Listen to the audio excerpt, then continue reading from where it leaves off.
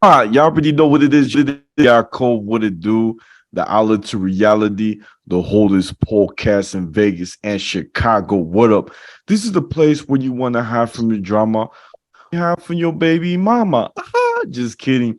But anyways, fans, thank you for staying tuned. Don't forget to like, share, comment, and subscribe. Ching.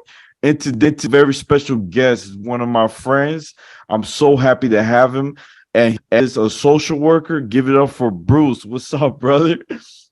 Hey, nice to be here. Oh, it's an honor, brother. It was hard, man. I had talked to your bookkeeper. It was a lot of a lot of convos. So I'm happy I got you, man. Got that, So we have you. I'm so happy, brother. And I do want to share a little bit about how we first met, so people know and the audience. So I went to Shabbat on it was maybe like 2 months ago for the first time. I've been to that shul, but I've never been there for davening on Shabbat. So I went there and I saw Bruce twice. And the first time it was Friday, and I said, Bruce, I gotta talk to you, brother. And I pulled him aside. I said, brother, I gotta tell you something. You're like, what happened? I said, do you have a brother? You're like, yeah, I have a brother. Oh, okay. I said, does he live in Chicago? Do you know you have one in Chicago? He said, no, not in Chicago. I said, because you look like my Rebbe. I had a rabbi. He looked just like you, man.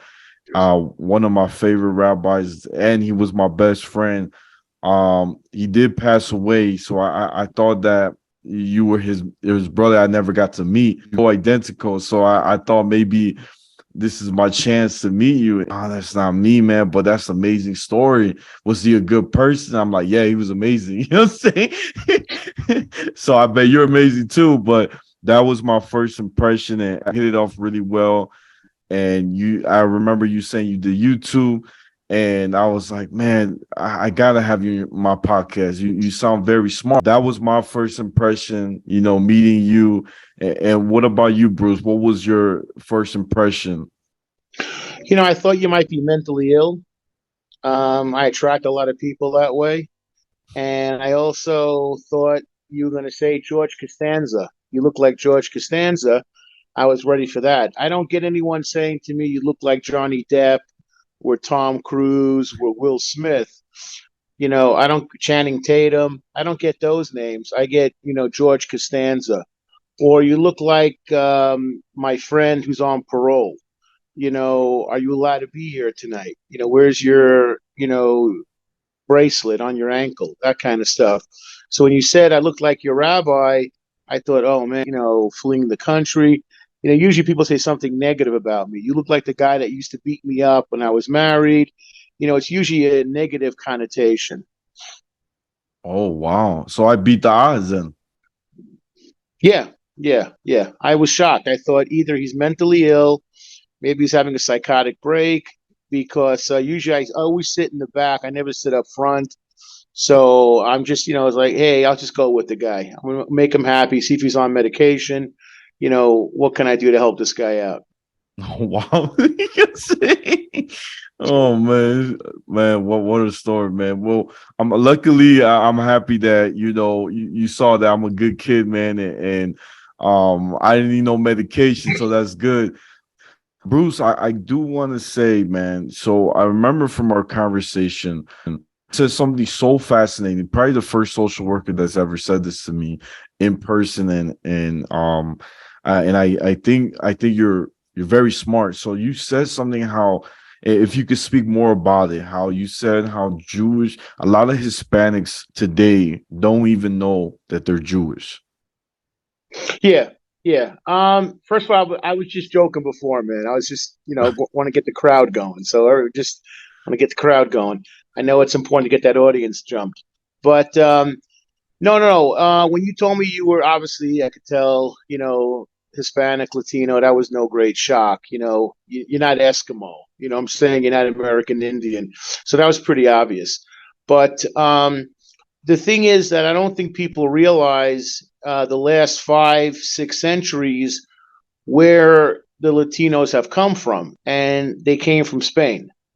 And the reason why they came from Spain was because the expulsion of the Jews in 1492, and with Columbus, that whole era of the Inquisition. So, thousands, not thousands, but hundreds of years of history was basically wiped out. So you had two options in Spain. Either you could convert and become a Marrano, which was a derogatory term in the Spanish language, live literally with every day your life in fear you're going to be found out, or you fled. There's some strong speculation that Columbus was actually Jewish himself because he actually read and spoke Hebrew, and also that why was he so eager to see the new world was to get away from the old world. So, many Jews at that time were just doing whatever they could to escape to other countries in Europe that were friendlier. Or when Queen Isabel and King Ferdinand said, "Hey, we want to start basically another colony across the ocean," why not take people up on it? So to see the mass migration of, they said, why would you leave Spain? The old, terminology was God, guns, and country. Religious, um, guns, soldier, or country. Doing this for the love of Spain. But for the Jews, it was just to escape to the farthest corners of the globe and get away from the influence of the king.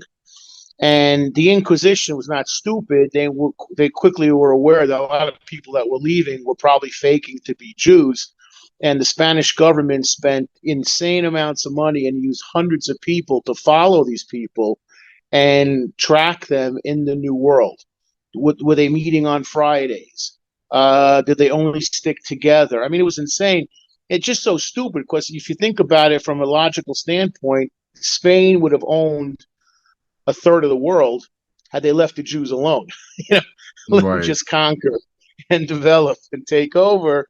But they spent so much time on stupidity that this weakened their ability to make money. Well, to oppress the Indians, of course, but they were spending so much time worrying about stupidity, they weren't worrying about their colonies. So you realize they could have been the dominant culture and country in the world. But this is the craziness of anti-Semitism. So the thing about this is these Jews went as far as they could. So they went to Mexico and they went all through South America and they went through the Indies, the Caribbean, just to get away, get away, get away. So they've done genealogical studies, and for instance, a fourth of all Latinos in what we would call the New World came from one woman, one Spanish Jewish woman that originated in Spain. So what they surmise now, and I told you two stories that about 10 years ago, there had been a cancer cluster in a county in New Mexico. A lot of Latinos live there, heavily Latino, heavily Catholic, blah, blah, blah. So when you get these clusters of like leukemia, hepatitis, you got to do a random sample to find out why. Where is it coming from? Who's the carrier? Who's the spreader? It's just common public health concept. So they did like 200 women to take, biopsy to take some tissue. Where is it coming from? And to the shock of the women and to the public health agency, a quarter of the women had Jewish genetics in them. And they were like stunned because these were practicing Catholics for hundreds of years. And then they estimated of the 500 million people that live in Latin America, 125 million, 25% have Jewish blood in them. So when I go to Pahrump, I don't go as often as I used to go, but there's a lot of Latinos living in Pahrump now, which is about 60 miles outside of Vegas.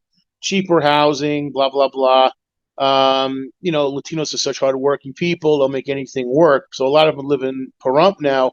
And when I would do assessments there, it would be interesting that people would see my yarmulke, Hispanics, and say to me, "Oh, my grandmother used to kiss the doorway. We were the only family in the village that did not eat pork. My mother would take out these candlesticks and make these prayers on Friday night. I had no idea why. So there was this vestige of Jewish heritage being passed down over the years. We ate certain food. They would fry certain things, probably talking about Hanukkah, like latkes, something like that. But it's just so interesting to me how there's such a massive Jewish influence in the Latino culture from coming over and literally still surviving 5 centuries after the first Latinos came to the shores of the Americas.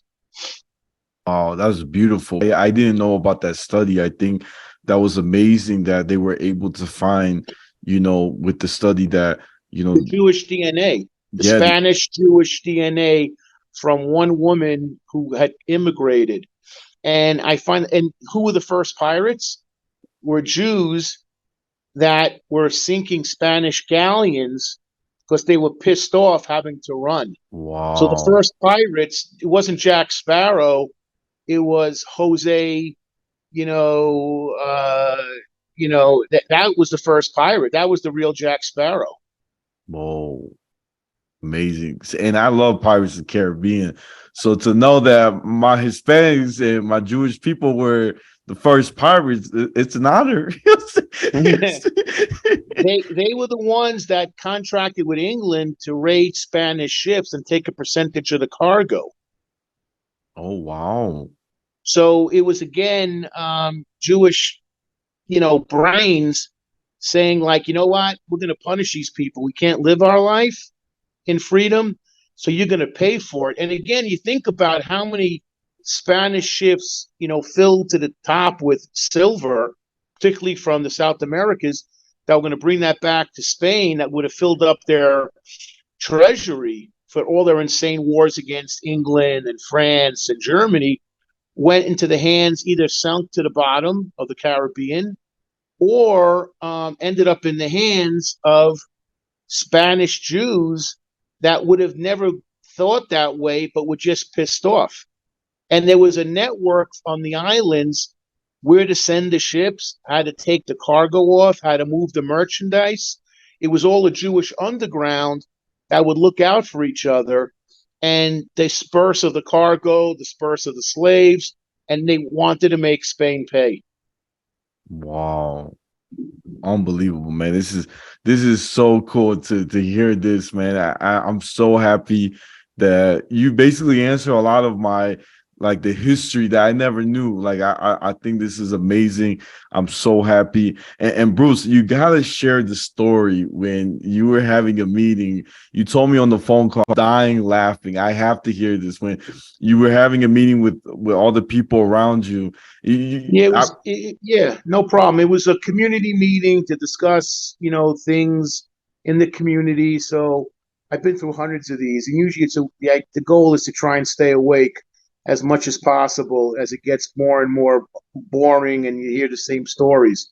So they had these two police officers from LVPD that were, unfortunately, they must have screwed up. They had to come to the meeting. So we're sitting around this conference room. It was like 15 of us. It went on for like 3 hours. I spoke maybe like 10 minutes, 8 minutes the whole time. Everyone else is just going on and on and on. And I see these two cops looking at me. One's Mendoza, one's Ortega, whatever. So the meeting breaks up and they come over to me and they say, "Hey, man, could we talk to you a little bit?" I said, "Sure, no problem. What's up?" They said, "We know the thing on your head. That's a yarmulke. We know you're Jewish. We get it. Blah, blah, blah. You're a social worker." But they said, "Are you at all Latino?" I said, "No." They said, "Are you sure? Are you tatted up?" I said, "No, no, no, no, no." Then one guy goes, "Did you ever gangbang? Were you in a gang growing up? Did you ever get beaten in?" I said, "No, man, I'm wearing these thick glasses. I can't afford to get beaten in." So he starts laughing. He says, "Because of all the people in the room that were talking about problems and how to try and solve it, mental health and blah, blah, blah, you're the only one that made sense." So I'm texting my buddy and I'm saying, "Come on, man, you don't think he could be Latino, right? Like he's the only one that gets our culture and gets our people. He understands the gang mindset. He understands the person on the street mindset. He gots to be one of us. So one of them says, man, I don't want to be nasty, but like, did your mom have something on the side, like Latino lover or, boyfriend? I said, I wish, but nah, just my dad, man. That's all she stuck with. They said, we just thought for sure you don't have any tats on you, nothing like that. I said, no, no, no, no, no.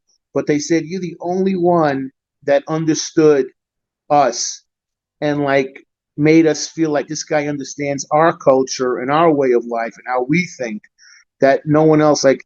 And he's white, man. He can't be 100% white. There got to be some brother in him, some essence. So they just make it. I did just laughing, and we had a good time. Wow, it's amazing, man. Because honestly, I gotta say, you have this way of talking where it's almost like I knew you. So for them to say that oh man, you gotta be Latino, I think you just blend in. Like, you're a brother from another mother. You know what I'm saying? You know what I'm saying? So I think it's beautiful, brother, and I'm so happy, man. And please do tell, for those who don't know, Bruce has his YouTube channel that he does, and if you could speak a little bit more about it, which I think is amazing. Yeah, no problem. I have a channel because I was doing working with this company, and I hit it off with one of the owners who became my agent slash, I would say, manager slash producer. And he said to me, "You're not like the others." I get that also from the brothers. They're like, "Are you sure? Are you sure you don't have a little bit of brother in you, man? That you're not a little bit black, a little bit African American?" I said, "No, man. Brooklyn, do or die. That's all I know, man, and nothing like that." But he said, "Let's do something on a different vein." And I had some ideas, but they were pretty stupid. And his idea was the right one. That's why I really have such confidence in him. He said, "You know what? These rappers have followings that are just massive. So why don't we take their music and break it down clinically?" And I said, good idea, better than my ideas. So we started off with doing that. And people say, well, you guys primarily do rap. To a point, I like rap only because of the fact that it tends to be more expressive in terms of their lives than it would be when you listen to mainstream, say, rock and roll or punk rock or country, so to speak. But we started off, and he was right. I mean, music is such a unifying mindset around the world. So what you like here, people around the world like that. But we break down music, movies, and sports. Primarily music, but I've broken down movies, usually documentaries that have a clinical message. And sporting events I'll break down as well, like ESPN 30 for 30s. I'll do that as well. But it's primarily the music. And we started off with Kendrick Lamar, and he opened the door for us because we started with his music from his last album, and then it just kind of took off from there. And we've since gotten comments, and we've had other songs that kind of like broke the mold, like Chester Bennington, Lincoln Park. We talked about his suicide. That brought in a huge number of people talking about their issues of being molested. So certain songs, and there was a group called Death Grips out of Fresno, which blew the place up. We never anticipated that would be such a huge, because I made a comment. I said, tell me about your experiences going to one of their concerts. And like 500 people shared, from people in Poland to people in Vegas to people in um, Boston. I mean, all over the world. So we've gotten comments from probably like 20 countries: England, Brazil, Iceland, Norway, Egypt, parts of Africa like Chad, South Africa. And I know I'm not big in Chad. So you realize it's that music, and every state practically has sent in, because I answer every comment. And what I do is I break everything down clinically that I find interesting, talking about things like suicide, drug and alcohol abuse, PTSD, trauma, being molested, having your families not be there for you. And people find it soothing because here's someone that's taking what they like, that my average viewer is probably like 15 years old, and he might live in Dallas, Texas. Because I could look and see what he's into. He's into anime, he's into gaming, he wants to watch people falling down a flight of stairs. And then at the same time, he's watching my channel from a guy who's 60, and what we have in common is the same love of the music. So I've had actually twice two children of guys I grew up with and are now adults that commented on songs. One was from Israel and one was from Texas by saying, "Hey, do you know my father?" Or "This is my last name. My father knows you." That was kind of, funny that that happened like that. But we've had artists send us their music and say, "Can you break down my music for us?" And we've had, musicians leave, messages on their Instagram. Go check out Bruce, or, this guy broke my song down. I appreciate it, that kind of stuff. So the goal now is to monetize the site and take it to the next level. We still make videos every week. We had some problems with the Google two-step, but we're back on track with Sunridge, Nevada. You could check us out there. And we're finishing up Kendrick's latest album, Mr. Morale and the Big Steppers. But we're at the point now where people will say, "Oh, you did this guy, great. Can you do my guy?" So we'll touch anything. I mean, it's irrelevant what the music is. Could be country, rock, punk. People will have their own version. They'll play their own music. Can you break my music down? So it's irrelevant to us who the artist is. We can work with you. We're cool with that. Whoa, that's so cool, man. Because honestly, like Lamar, one of the best rappers. He and J. Cole are very lyrically like most uh late to the youth for sure. I think the new rappers today, I don't understand what they're saying. Like when they go who who Pikachu in the it's just like, man, that's for when I grew up, that's not rap. That's throwing words and just not really making sense. It's just sloppy. But I feel like J. Cole and Kendrick, I have a lot of respect for them. They're keeping the rap like strong. Even Eminem, when he was dissing all the mumble rap because he's like, that's not rap. And I think Eminem is a legend, one of my favorite rappers too. So it's crazy how generation has changed. Oh, yeah. But yeah, that's my 2 cent about J. Cole and Kendrick. And I gotta share with you something, Bruce. I think this is interesting because you understand rap.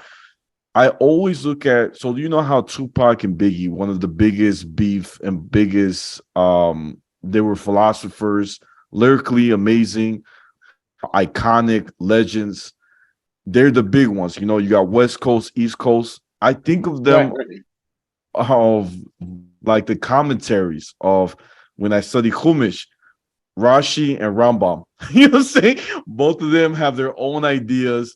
They may not like go together philosophies. And for me, mentally, it helps me when I study the Parsha on like wow, different ways of looking at it. So I think that's something that I don't know if there's something about that in social work, but for me mentally, that's how I differentiate the two. Oh no, 100%. I mean, it's funny, I should say it's even funny, but if I do a lot of public speaking, a lot of times at law enforcement about how to work better with the mentally ill. And where I go to a classroom, some of my former students are now teachers at UNLV. They'll say, "Can you come talk to the class? What do you do for a living? Blah blah blah." No problem. So I talk about, the channel, Sunridge, Nevada, and I talk about who I break down, and everyone like, "No way." They're thinking Barry Manilow. You know what I'm saying? Christmas special. No, no, no, no, no. I'm doing something in a sense contemporary, but they can't believe that I'm doing these groups that they're listening to, which makes them depressed because an old guy is listening to their music. They're no longer cool. So that's one problem. But it's just the idea of like, that's what you listen to. So therefore, that's the relatability factor. I'm taking the time to listen to the music. Like I happen to like, after listening to so many different artists, like Kid Cudi is someone that I happen to like. Capital Steez is someone I happen to like. Well, he's from Brooklyn, Brooklyn guy. So, but that's the concept. This is something that it's relatable. He's breaking it down in a different perspective, and he's giving me a chance to express myself by my comments and how he broke the lyrics down. So, totally understandable. And like, people are always like, it's predictable from the 50s, rock and roll is going to poison the kids' minds and blah, blah, blah. But if you don't hear it from someone else's perspective, that's how I do my therapy. People say, how do you relate to people as well as you do? White, black, brown, yellow, young, old, 15, 80, my perspective is whatever sexuality. I said, that is irrelevant to me. What I want to hear is I'm looking at the situation from your eyes. So I take myself out of the equation. What I think is irrelevant, it's what you think is relevant. That's what I want to hear. And then I can give you a perspective from my background, from my experience on how to go forward in a positive way. But I never like talk down or like, oh no, that's not real. That never happened in my childhood. Because I always say, well, first of all, you don't know what my childhood was like. You don't know my story. You're assuming, which is the biggest mistake you can make in anyone. Like I think because you look this way, this is your religion, this is your skin color, which to me is complete nonsense. You don't know someone's life the way you think you do. It's just cliche, and oh, this is what I've been told by the media, which is often like 99.9% wrong. But I want to hear it from your eyes, through your eyes. What are you experiencing? How do you experience it? Fine. Now the problem is out there. Now, how do we go forward so that you can be able to make decisions on your own and ultimately not need me, and also not need alcohol or drugs or overeating or terrible relationships to continue to screw up your life? Right, right. No, it's deep, brother. It's amazing, man, and I'm so grateful teachings you shared today, and I'm so happy to have you as a friend, brother. And I'm gonna wrap it up. Guys, this is the outlet to reality. The holdest podcast in Vegas and Chicago every Tuesday. Don't forget to like, share, comment, and subscribe. Ching. Y'all know where to find me. I'm on YouTube, Spotify, Instagram, the outlet to reality. My Snapchat is Take One Pass It, and my TikTok is at Yakov28. And Bruce, again, thank you for being on here. Where can my fans find you? Sunridge, Nevada, and tell your crew to leave messages. Let them know, let me know that they heard me on this podcast, and I will respond back to anyone that comments.